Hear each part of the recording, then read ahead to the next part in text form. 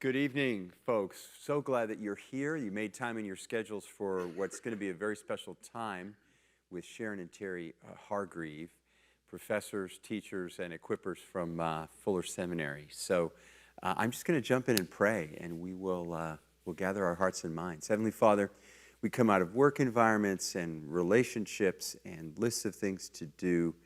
Help us now in this moment of prayer to be able to focus ourselves so that we can hear the still small voice that you want to talk to us through.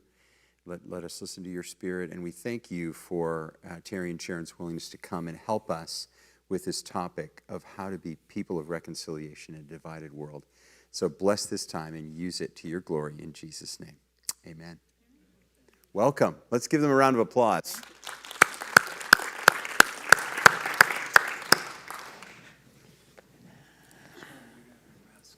Oh, sorry. I don't know how I forget that. We're glad to be back with you again tonight and just kind of want to talk through this whole issue of, how we can stay together when the world is falling apart. Part of what we want to talk a little bit about tonight is understanding the difference between a position that someone is taking and the pain that they're feeling. Somewhere in Psychology 101, you learn the concept that when you see a bear in the forest, you're going to do one of two things, right?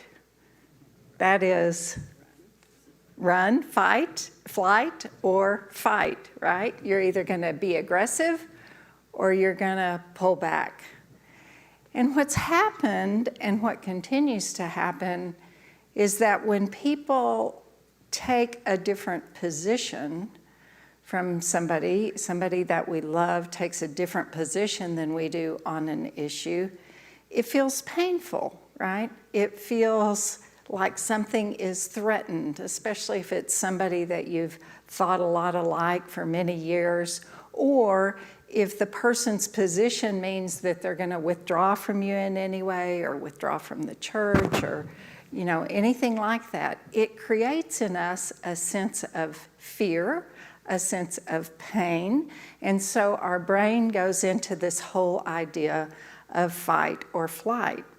Now, I just want to say we need to understand that. Job number one of our brains, the number one thing our brain wants to do for us is protect us.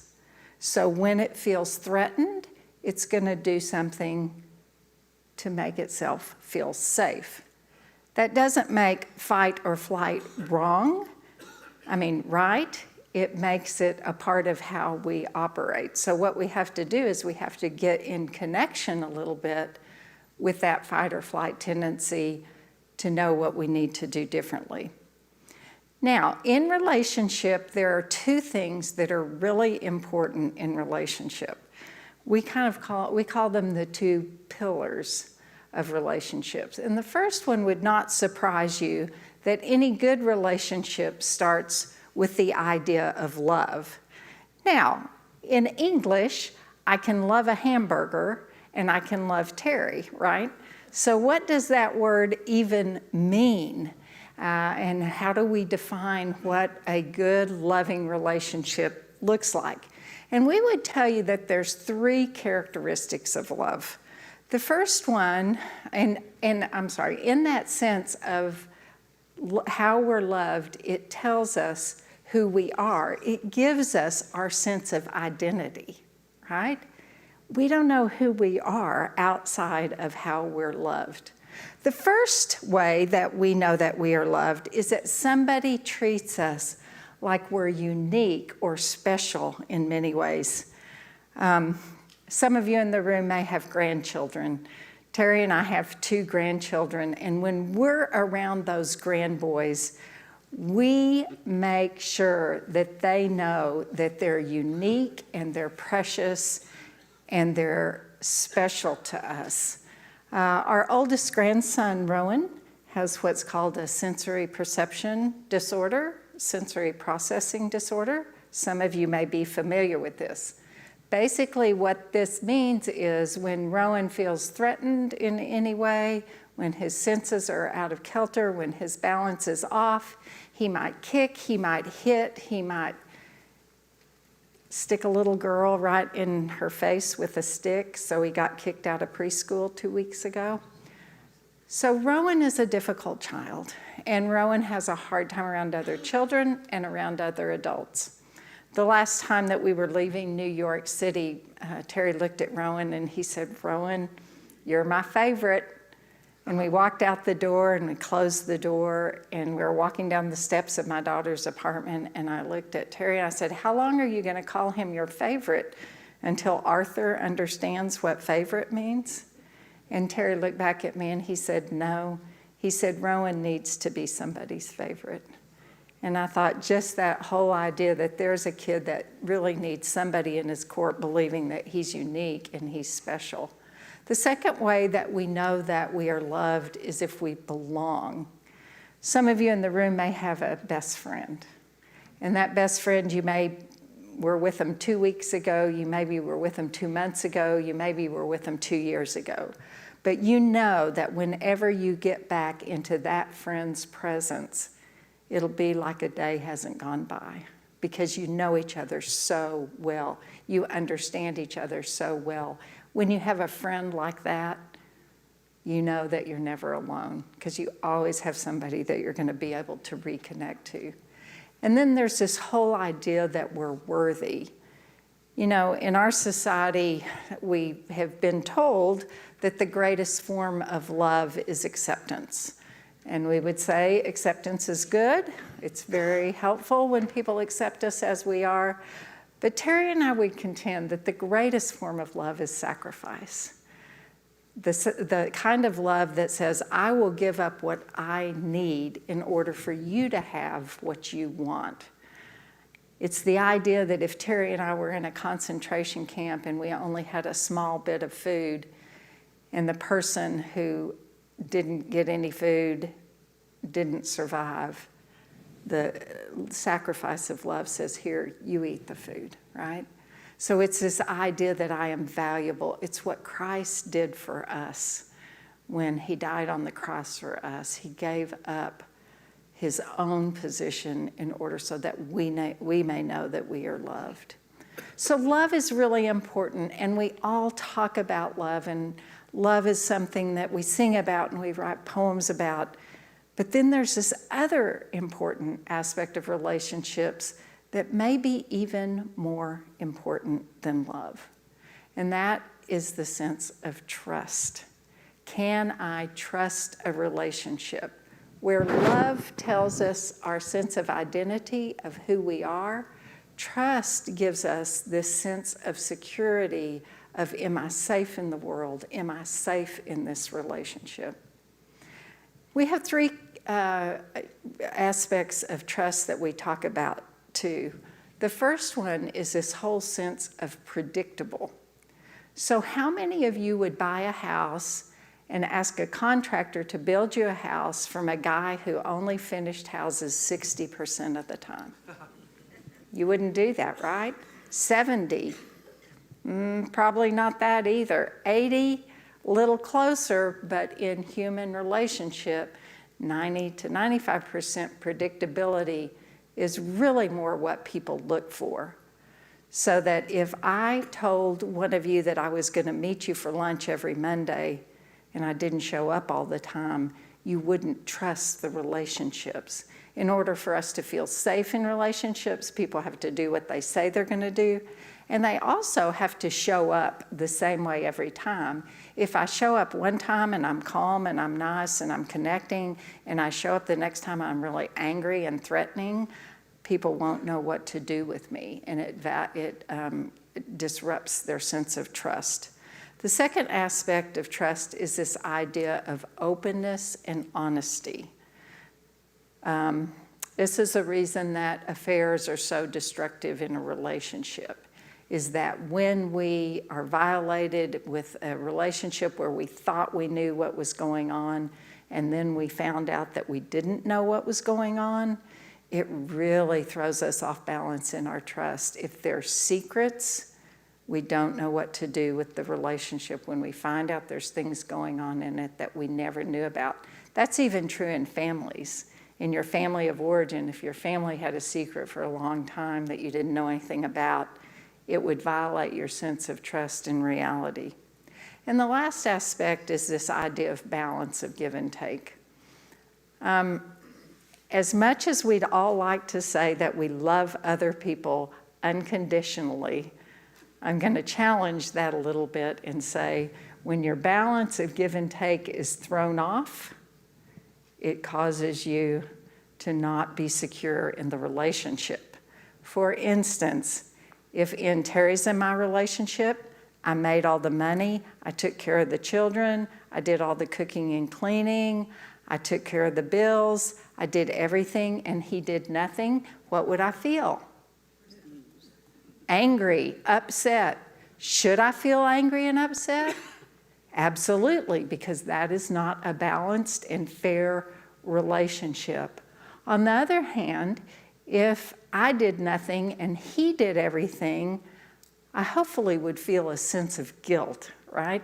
That I'm not living up to my sense of the bargain.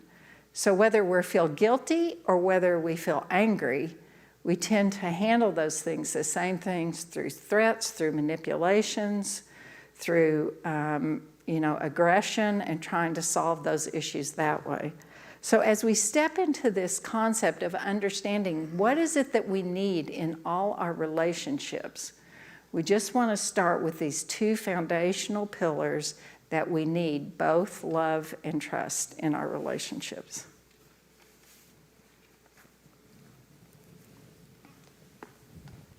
Thanks.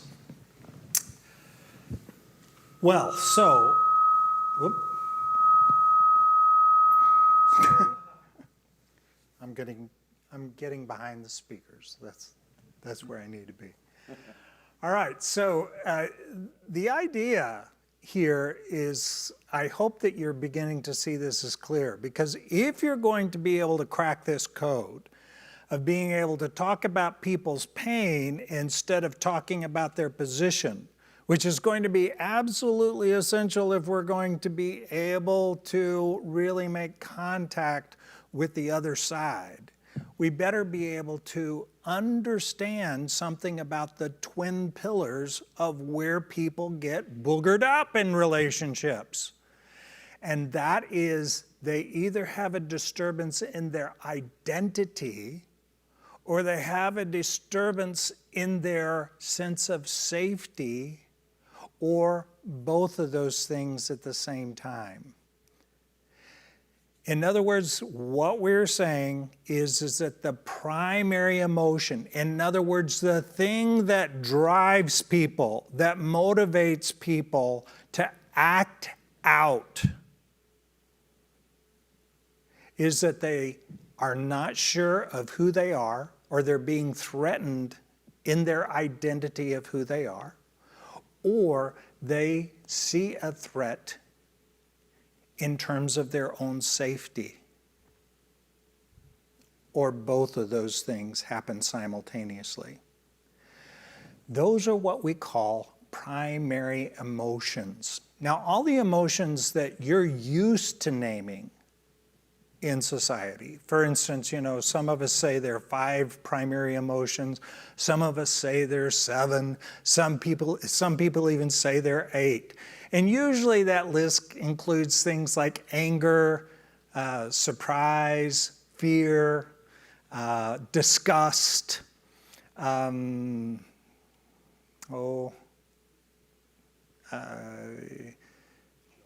joy. Yes, there we go. There we go, inside out, right? What we would tell you is that actually out of those 5, science has come up with those 5 primary emotions because they're universal in facial expression. In other words, we can go to culture to culture to culture. We find that those facial expressions have that root of that emotion tied in with it. That does not mean those are primary emotions. It means that those are emotions that are common experiences of humankind. What drives the emotion of fear? Well, we would tell you that most likely it's that you feel unsafe, that you feel a threat on the outside of you. So when Sharon's talking about fight or flight, it means that when I come on a situation where it either threatens my personhood or threatens my sense of safety, or both of those things, that's where it kicks in to what we call reactive emotions or secondary emotions.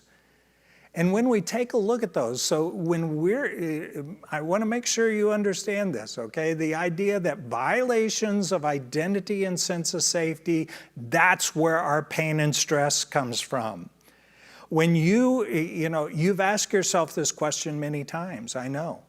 You'll be out and you'll see people demonstrating, or you'll see on television people doing something that you're thinking, oh my gosh, why are they doing what they're doing?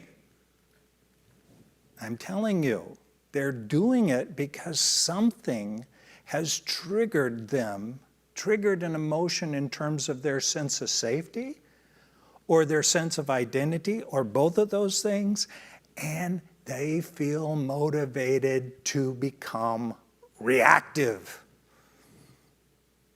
And, of course, when you trigger that kind of reaction, those are what we call in psychology coping mechanisms. In other words, they're perfectly understandable, all right? They're perfectly understandable, but they're not constructive. In other words, they do things that harm other people. For instance, and we alluded to these things last week. Remember, we talked about the people that become angry or aggressive and they frighten others. You've seen plenty of people that you've been frightened of.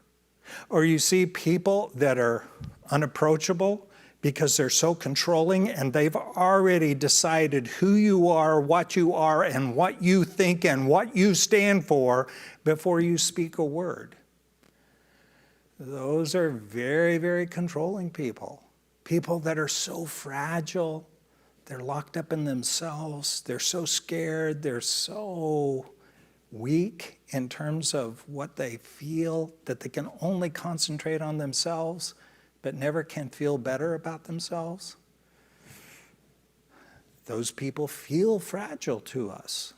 And at the same time, we have people that disappear on us, that think, well, this is too much for me. I'm out of here.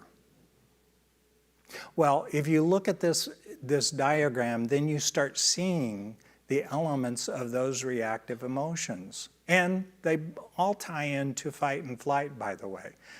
For instance, if I felt unloved, I would ask myself this question: why am I not loved?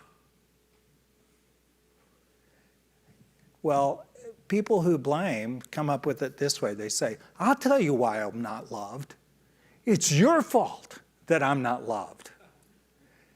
Maybe you were monsters and you just mistreated me. Maybe you just didn't care enough. Maybe you were just misinformed and stupid. But whatever it is, it's your fault that I feel like I have a weak identity. So, blamers look angry. They look rageful. They look sarcastic. By the way, if you think that sarcasm is humor, think again. Sarcasm always has a point to it, right? It always drills people in a demeaning way. They're aggressive, they're arrogant, they're threatening, they're grudge holding, they're punishing. Now, hopefully, somebody's coming to your mind right now. And hopefully, they're not the person sitting next to you. Hopefully, some of you see that tendency in yourself. Because a lot of us carry this blaming activity when we feel like we are not being paid attention to enough.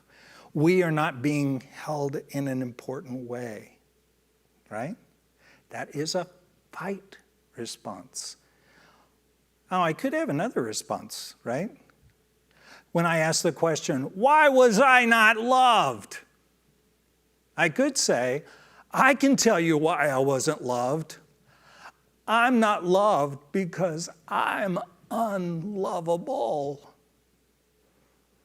People were right in not caring for me.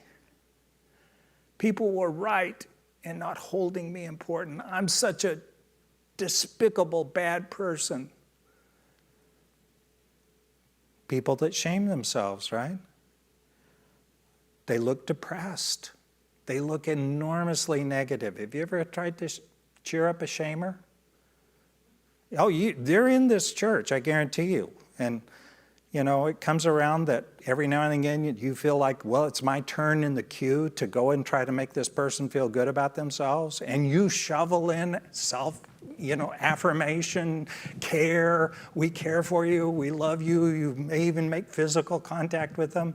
And it's like, no, I'm not going to feel better. Right? There's something about that that's so egocentric, so self-focused on themselves that it becomes manipulative. It feels needy all the time. You've been around people like this? Maybe you are one. By the way, this is me. This is why I know them so well.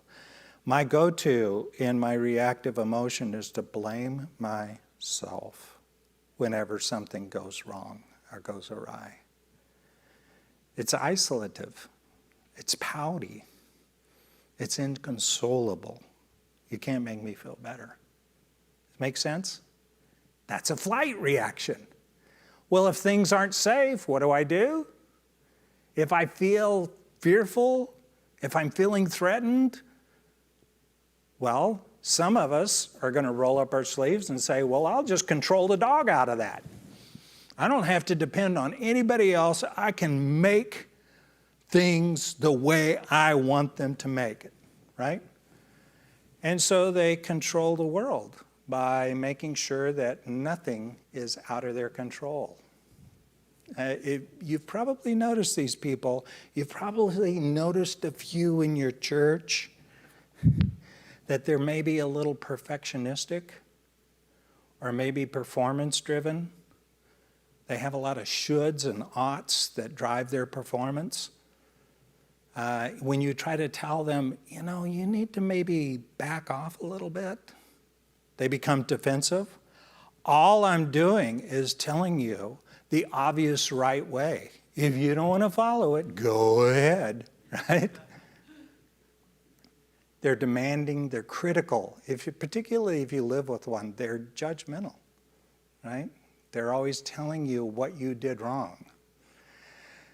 And they can be lecturing in that process. Now, surely that sounds familiar to some folks. But you hear the fight in it, right? Is that something is threatening my identity, something is threatening my safety, and so I mobilize, therefore, to take control of the situation and manipulate it and make it do what I want it to do. That almost sounds like our Puritan work ethic, doesn't it? And that's why the United States probably leads the world in terms of performance-driven identity. Make sense? Well, the other extreme of that is that I just escape. If I'm not safe, I just leave. I just get the heck out of there. I just can't stand it anymore. And a lot of it is that you'll find people that are just leave. They avoid, they go away. They try to make up reasons not to show up. Some people will use substances or activities in order to remove themselves from the situation. For instance, like at the lighter end of that using something, I may sleep too much, or I may shop too much or spend too much money, right? As I get more serious about it, then I'm going to start drinking too much or drugging too much or porning too much. But make no mistake about it, at the far end, at the extreme end of this, I will disassociate. I will be so upset and so frightened, I will just check out and disappear as a person. And I won't even know who I am or where I am. People that escape look irresponsible because they're not attentive to the things that need to be done. They numb out, they're avoidant, they're selfish. They kind of minimize the impact of any kind of problem, and they're certainly impulsive and withdrawing. Make sense? Now within that, I hope that you see that primary emotions around identity and sense of safety are where people's pain exists. Now, if we look at all these topics that we've been opening up, when we talk about, for instance, COVID-19, masks, no masks, vaccinations, anti-vaxxers, when we look at politics, Republicans, Democrats, when you look at the election, did Biden win or did Trump really win? Did the election get stolen? Is it just an artifact of history? Or you start digging deeper on LGBTQ issues or same-sex marriage or sexual identity. Is there really a non-binary gender designation? Well, people will feel threatened by those things. They will either feel threatened in their identity or they will feel threatened in their sense of safety. I guarantee you, no matter which side of this issue that you find yourself on, in Texas, where they're out demonstrating daily on the lawn of the Capitol about abortion, pro-life, pro-choice, I will guarantee you every one of those people are there, not because they like to be in a group. They are there because their identity, their personhood feels threatened, or their sense of safety feels threatened, or both of those things at the same time. But what we see are a bunch of angry people out on the lawn, or a bunch of people that are so sad they just can't seem to muster any energy to say, I might see some things wrong with the position that I'm taking, but I'm too weak and you guys are so strong, I'll just show up with you. Or the people that organized the whole thing to make sure that we were all out there on time with our placards. Or the people that just conveniently just had a little bit too much to drink the night before and didn't make it to the event, right? They're not there because of their reactivity. You need to find out what's going on in their story. This is the magic thing that ties us all together. Because not only do those people out on the lawn of the Capitol in Texas, or wherever they are, all right, not only do they have pain, but you and I have pain. All of us have pain that comes from disturbances in our identity. All of us have pain in our disturbances of safety. For some of us, that came from our family of origin, right? We grew up that way. We have that pain because it was the way that we were raised. We were taught maybe that we were nobody unless we did something important.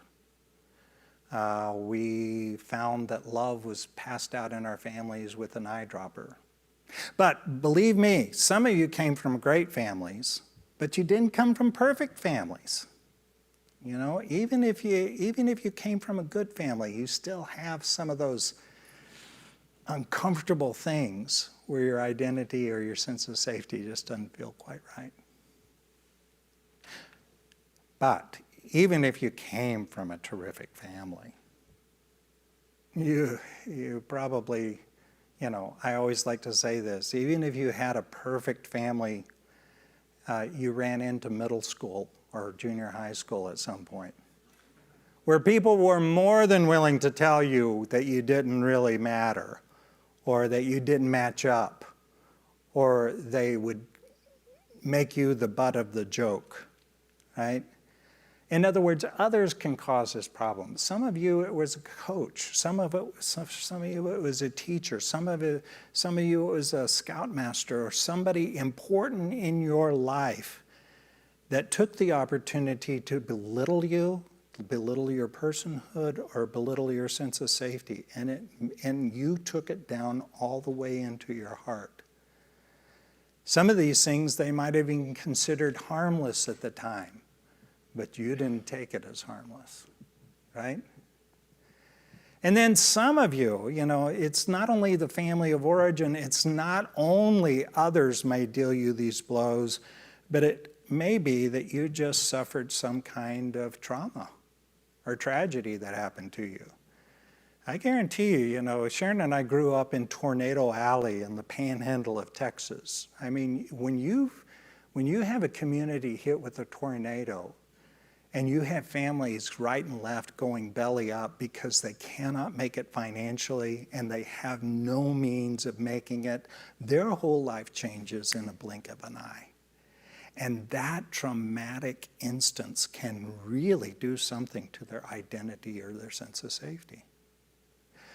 Well, what I'd like for you to do for just a moment is think about that. Because you see, when we realize that, we can put that together in a sequence, not only for ourselves, but of course we're going to be talking about the people that we want to understand that are so different from us.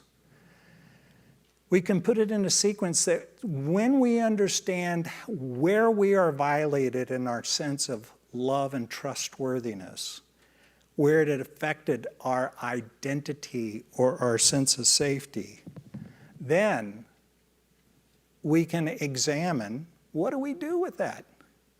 How are we reactive when we get threatened?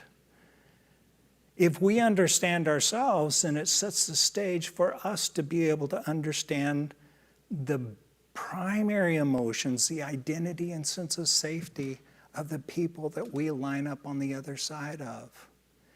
And that allows us to understand how we're inflicted by others, but also how our reactivity affects others. When we're blaming, how does that play in Poughkeepsie, so to speak? How does that play in your family?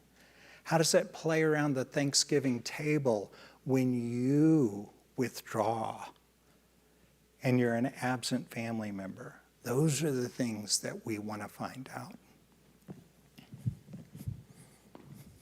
Take a couple of questions.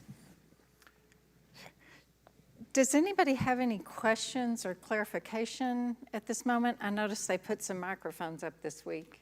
Does anybody have a question before we step forward? And I just want to remind you, this is the week we talk about pain. There's also good news when things go well, right? But this is what we're talking about when we're in opposition with others. Does anybody have a question at this point? Great. You're doing an excellent job, babe. So, I'm going to tell you a little bit about my story. I was born in Burbank, California, the fourth of 4 children, the only girl. And I was born into this amazingly fun family. And I know that because of the reels of film that I have, that I inherited with the family stuff, right? In these videos and in this film, we have pictures of My dad and my brothers playing tennis, my dad and my brothers playing baseball, my dad and my brothers playing football, my dad and my brothers at Disneyland, my dad and my brothers at the beach, and somewhere in this video in rolls the stroller, and voila, there she is. And they run over and they hug me and they kiss me and they love on me. And it looks like the most amazing place to be. But unfortunately, I don't remember much about that family, because my dad, who was actually fairly successful in North Hollywood in the advertising business, was also bipolar. And for those of you that may or may not understand bipolar, bipolar has a manic creative side, and it has a depressed downside. And my dad lived a lot of his life in mania. But in 1960, when I was 3 years old, he hit a depression he couldn't figure out how to get out of, and so he solved that problem by committing suicide. This left my mom, who'd been born and raised in Oklahoma, in Southern California to raise 4 children on her own. She didn't think that was a good idea, so she packed us up and she moved us back across the country to Amarillo, Texas. That's the accent.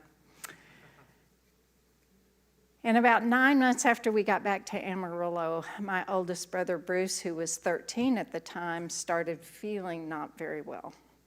They thought he had the flu. They kept him home from school. And one day he came to my mom and he said, "I think something else is wrong. I think it's more than the flu." And she called the doctor and they decided they would meet at the hospital the next morning to run some more tests. But unfortunately, they never got there because my brother Bruce died in the night, and he died of acute leukemia. In 1961, had they figured out what the problem was, they probably couldn't have solved it, but it might not have been as tragic and as sudden. And I wish, oh, how I wish I could tell you that was the last tragedy my family suffered. But in 1970, when I was 13 years old and my brother David was 21 years old, we got a call one night. It was actually the night before Mother's Day, that my brother and his date had not returned home that night.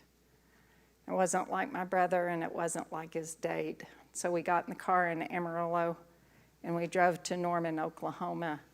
And by the time we got there, we found out that he and his date had been murdered and left in his car.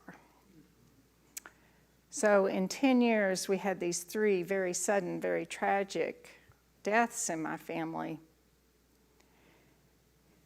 And then in 1971, 2 really kind of amazing things happened for me. One was I began a relationship with Jesus Christ. I'd grown up in church and I knew about Christ, but I didn't quite understand that the God of the universe wanted a personal relationship with me that I could engage in.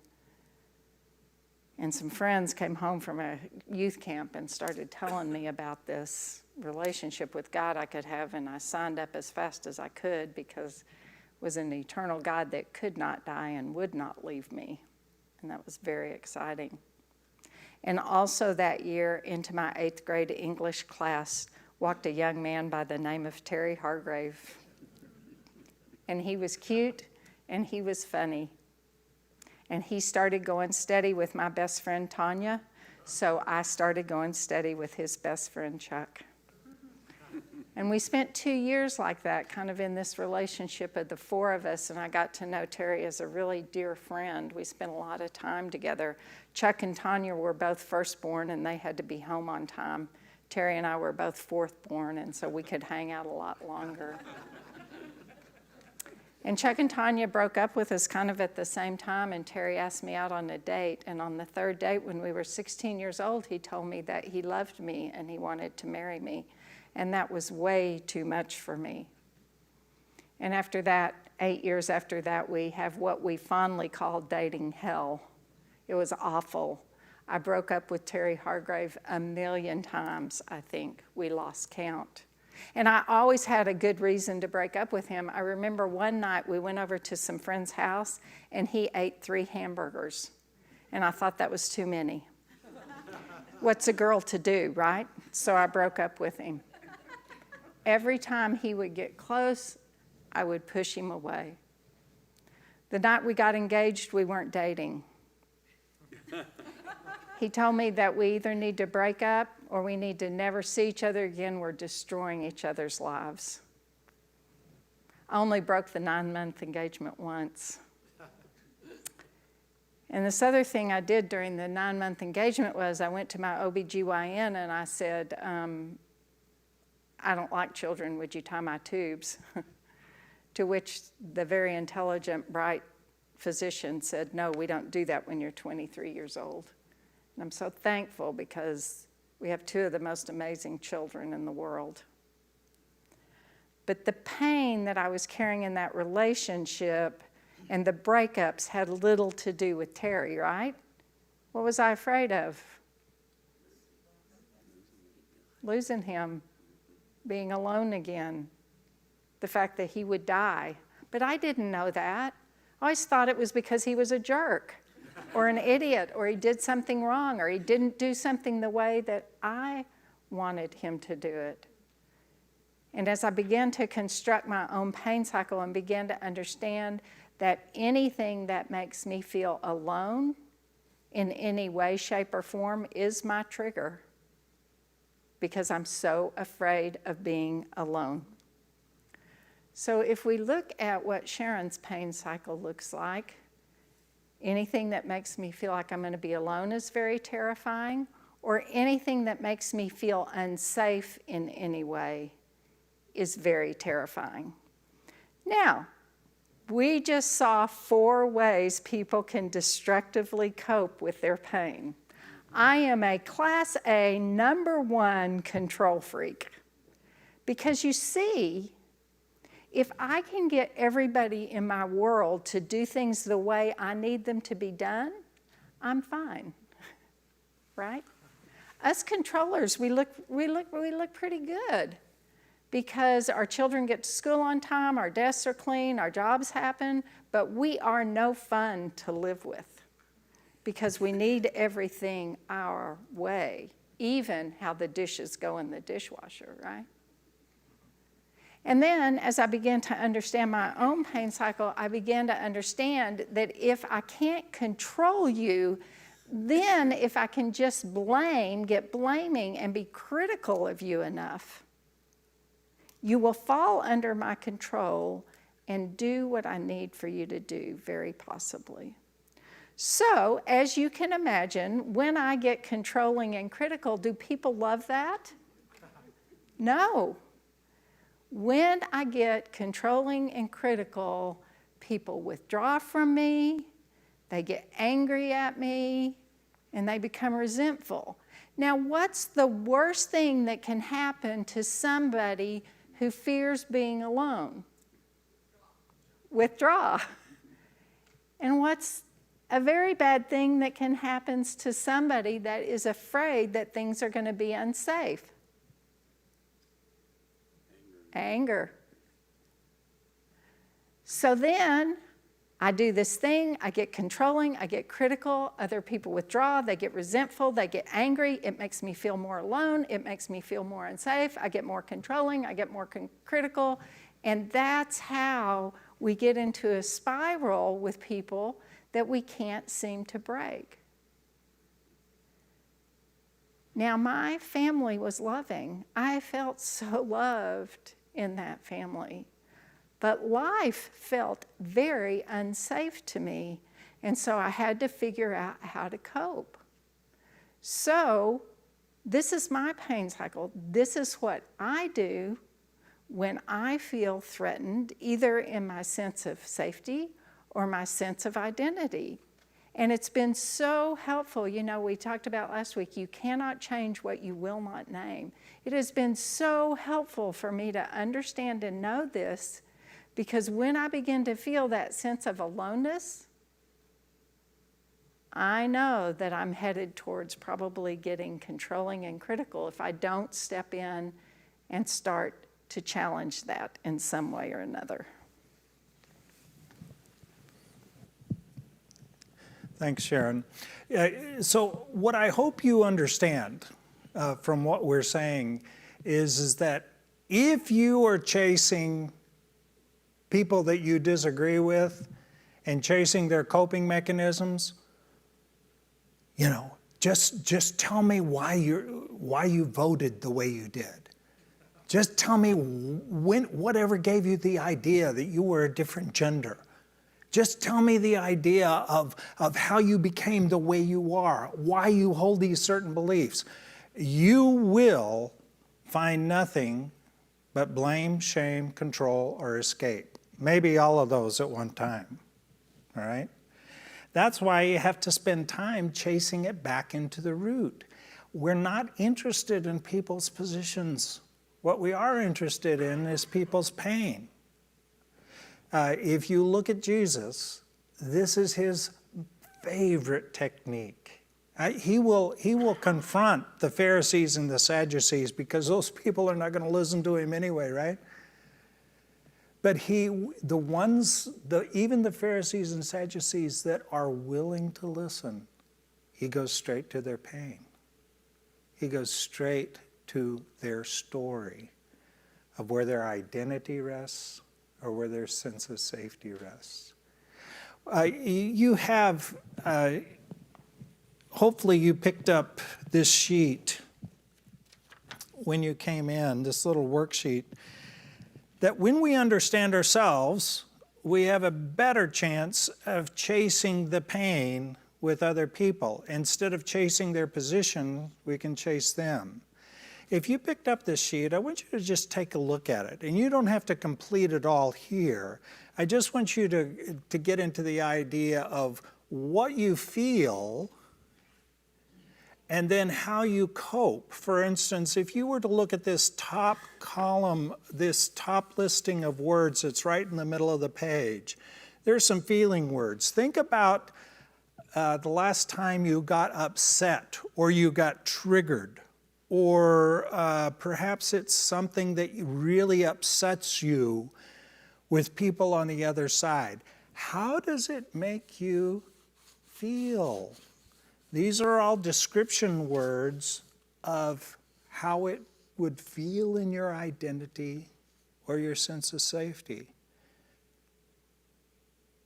Take a moment and just look at those words and identify maybe 2 or 3 of them. Just take a moment.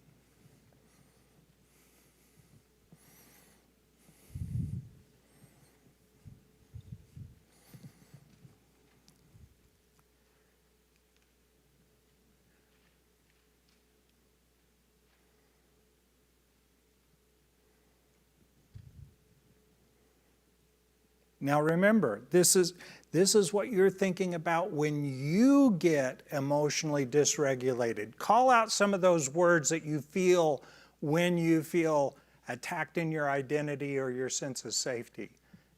Did you identify any of them? Just call them out. Rejected, unappreciated.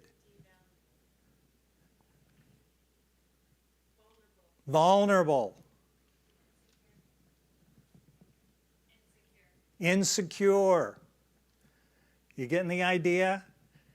In other words, you have this pain going on with you also.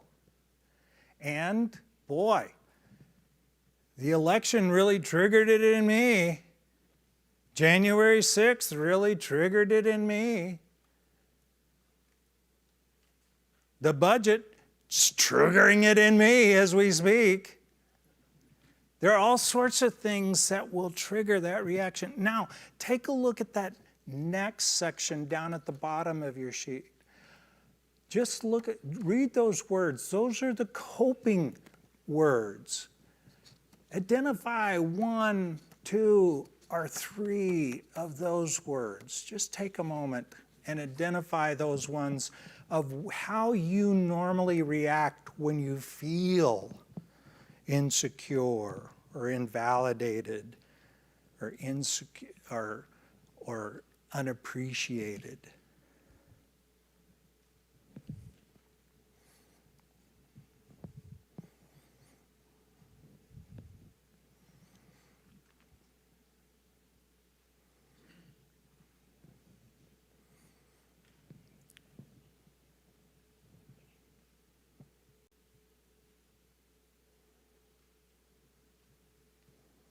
Call out some of those words. Anxious. Nagging. Critical. Angry. Impulsive. Defensive. Oh, aren't these all lovely things?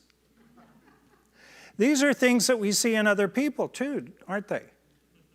That means, you see, if I saw those things in you, I could understand your pain because there's a reason that you're doing those things. Something led you to feel bad about yourself or make you feel actually threatened in terms of safety.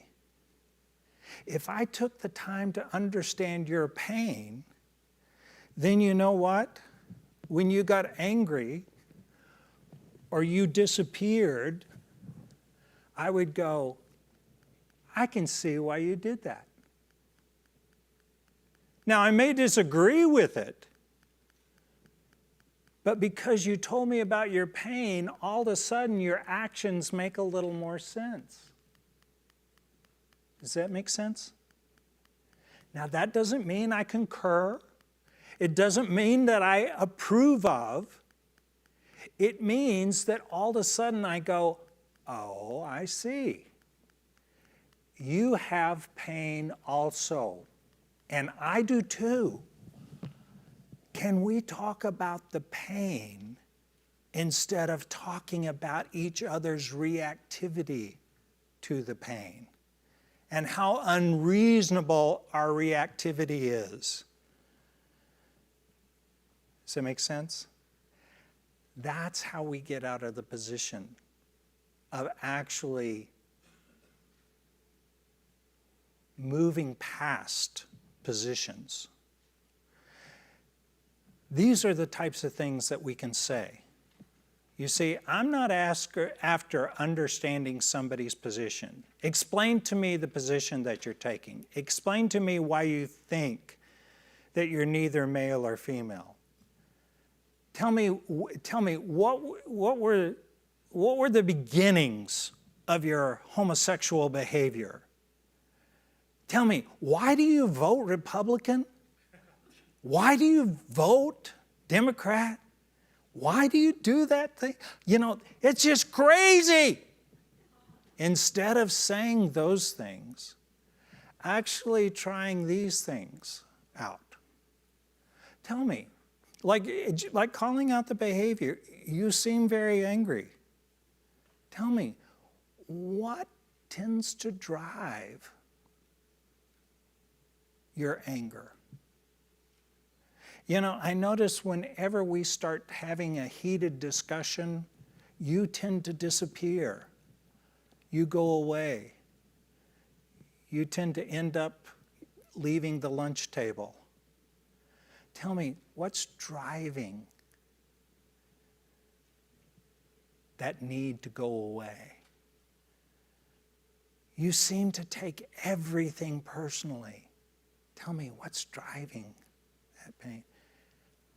It's a question that people have seldom heard and very, very seldom have had the opportunity to answer. If you talk that language, then you're talking about their pain, something that you can actually relate to, even though it may be coming from a person that takes a very, very different position than you. If the situation that you fear so much or you dread so much were to happen, what would it mean for you? Or what would it say about you? You see, this helps me get to the catastrophe that this person thinks is going to happen. It helps me understand where the threat exists in their personhood, why it is such a threatening, serious item on their agenda. And if I can hear that story, if I can hear the story, I will be able to make connection. How does a situation you feel so strongly about affect your sense of safety or your sense of identity? How does this threaten you? How does this make you feel fearful? How does it make you feel bad about yourself?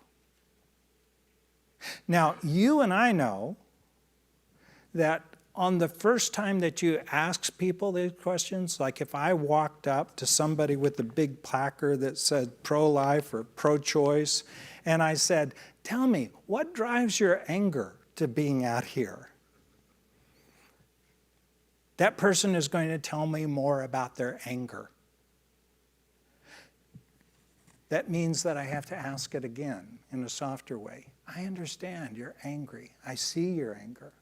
What I'm trying to understand is what is it that's driving, what's the energy that comes from that anger? And they say, well, the legislature is trying to take away my rights, or the legislature isn't standing up for the right things of human dignity and life. Whatever it is, then I can say, so it really threatens the way that you believe, who you are, or it threatens your way of life. Am I getting that right?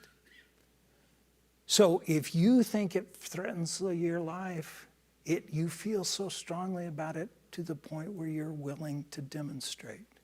Am I getting that right? All of a sudden, you'll start seeing this person slow down a bit. They'll start saying, yeah, it's something like that. Yeah, let me rattle it around inside of me just a little bit more. If what you fear or dread comes to pass, what would be the effect on you? Yeah, let me hear about that pain. I want to understand your story. When we start talking about story, we're talking about people. And when we're talking about people, we're less likely to be talking about positions. Is this making any sense? Questions? What questions can we answer for you?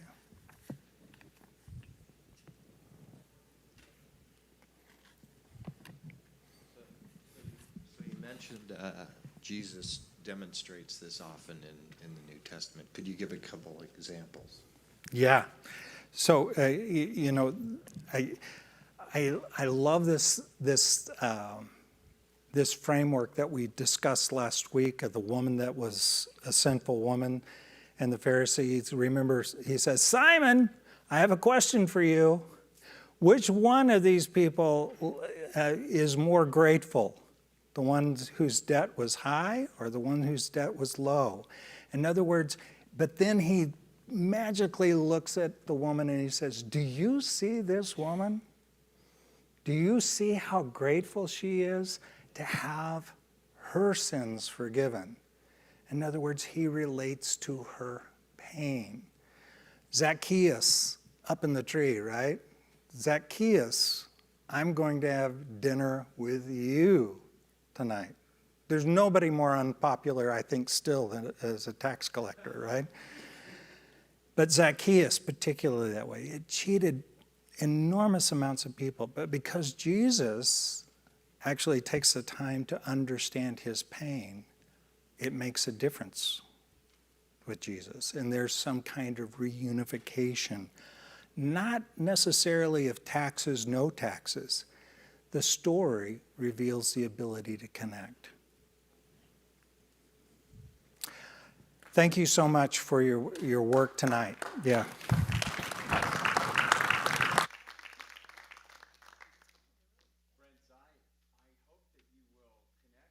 Chat and think and meditate and take advantage of hospitality.